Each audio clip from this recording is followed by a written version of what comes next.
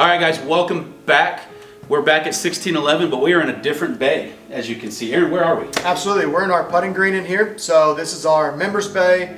You can't see it, but on the other side of the camera, we've got a small bay over there. We got some comfortable seating, but then in here is where we highlight our putting green and the PuttView that we have on our green. Awesome. It's all controlled by a tablet. Our green does not move. It's not one of those moving ones. The brakes are all built into it, but we can move around any ball location. We can drop one anywhere, pick any hole that we have, so we can basically recreate right, left, right, up, down, whatever we want. So obviously you just kind of talked about the putting green, but let's talk a little bit about the software and the technology behind that, because there's a projector up there. Yep. And as I look down, there's actually lines being projected onto the ground right now. Correct. So again, we're running everything off this tablet. So as we're setting up right here, we've got like a 10-foot putt over here to hole one. We're getting to see two different lines on there. The first one that we see, which is pretty much a main component of putting, right, is our aim line. So we've got a thin line right there. That's whenever we set up, we're aiming at that. And then there's a thicker line on the ground, and that's the path the ball travels on. Something that's really cool whenever you're talking about putting. Big thing in putting is speed. Speed is king. We gotta get it rolling on the right speed. So whether or not you're a die-in, you hit it a foot, 2 foot, 3 foot past, whatever it is, we can sit right here, know that this is about call it a 2% or so slope. And if you're a die-in person, we can drop it all the way down. And if you notice where the aim line is, right there, right now, as soon as I drop it down to die-in speed, it readjusts and bumps your aim up higher. Due to the lack of speed, the ball is going to fall more. And then again, vice versa, if you're somebody that's just going to rear back and bang it, and you want to hit 3 foot past the hole, drops your line down, and then you see the line extends past the hole.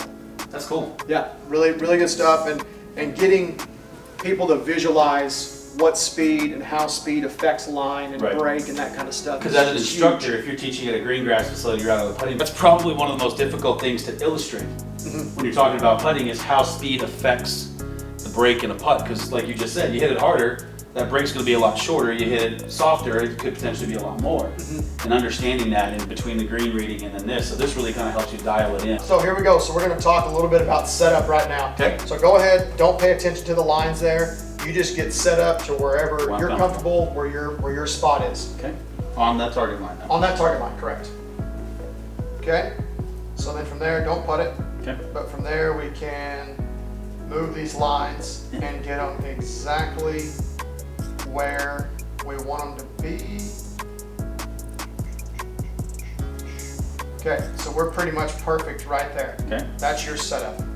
Right, you can go ahead and better or for worse. That's your setup. So now what I like to work on with people, because setup being a key thing, making sure we're set up, same ball position, same everything. Sure. Go ahead and step away from it. Okay. All right, so now you've stepped away from it. Right.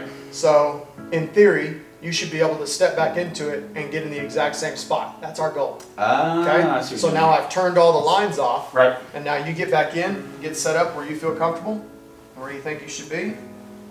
Good there. Good there. Pop them back on. I'm a little more open now. Really close, a little bit open, Yep. but really close to it. And so that's kind of the cool thing whenever you're hammering in setup, like, hey, we need to be set up the exact same every time.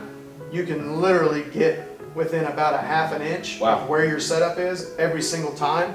And then you can save, it has numbers on here that are kind of relative just to PuttView. But if you just in your phone pack down, hey, okay, I'm -1 on the pitch, and then on the ball position there I'm at 0.45, and on the width I'm at 1.9. Again, those numbers mean absolutely nothing in the real world, but when you come in, you can ding, go directly to those, and then hammer set up and make sure we're set up properly. Well, and that's such a big thing with putting is setup. Yeah. If you set up inconsistently, just like anything else in the golf swing, like when we're fitting people, it's a consistent motion so that we get fit a golf club. Yeah. But with putting, a consistent setup creates a similar stroke and control factor.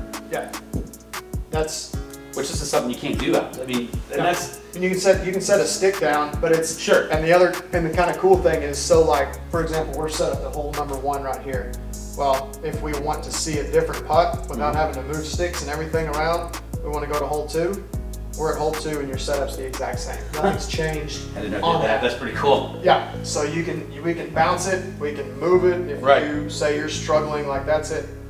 That's, what's it say? 8.5 foot is what that is. Yeah. Hey, we need to work on some 4-footers. Okay. There you go. There's your 4-foot putt. Setup's the exact same. Right, it just shifts where you need to go and you just move around to where it wants. Wherever it is, but that's staying the same on your setup once you set it. So this realistically is helping just a ton with players with inconsistent. I mean, this is bringing a whole new light to putting and what you can do as far as instruction goes. Yeah, it's really, I mean, the kind of cool thing, we talk about launches and where it's hitting on the face and that kind of stuff. TrackMan has that now, so you can get face angles and path and all that stuff. Still not helping your setup though. No, it's not helping your setup. And when you're talking about rolling a ball on the line, we can sit there and see if you can keep a ball on line. We don't have to have a face angle or launch and stuff. We can see it pretty quick if the ball's shooting off to the right or shooting off to the left of your intended line. Start messing with weights and different heads and stuff like that. So the next thing we have right here, PuttView calls this the corridor. And this is like a wire frame, so you see kind of a checked off area in the middle of that. And so what it's showing you is the path of the ball.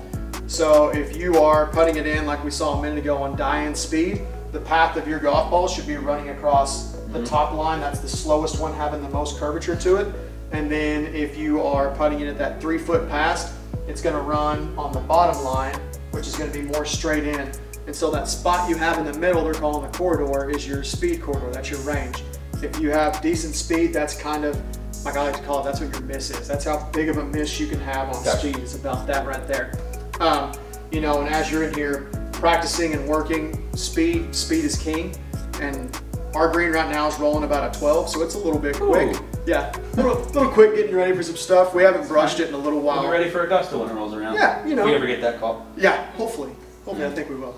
But taking this out to the golf course, knowing that, okay, I've got an 8-foot putt, and as I'm reading this, whether you plumb bomb it or aim point or whatever your story is, you can sit there and look at it and say, okay, I recognize this putt, and I've seen this putt, I know how much this putt breaks, and I know what my speed should feel like for this. So now you're going and you're starting to integrate feel with something technical.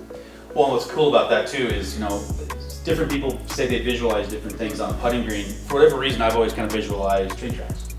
That's the more popular one just because I like the idea of something square. But honestly, thinking about it more like a grid like this as far as my low and highs is actually probably a little better because obviously, and we'll show you guys in B-roll in a second, but it's obviously way narrow here, and then at the apex of the curve is where it fattens, and then obviously comes back together. So it gives you an idea of if you want to hit it hard or soft, now you can kind of look at your green reading when you're out on the golf course that way. Yeah. Because to know if you're, uphill into the grain a little bit more, you want to hammer it a little harder and make sure it gets to the hole. I want to take that inside line. So if you start visualizing every putt, the grid, that's great. Yeah.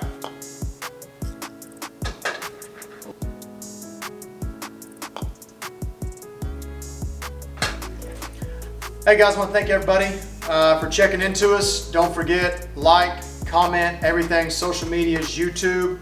I'm 1611 Sports. And I'm at Maverick Performance Golf. Guys, check out this PuttView thing. Book a lesson with Aaron. If I ever learn how to use it, probably not, because things break when I touch them when it comes to computers.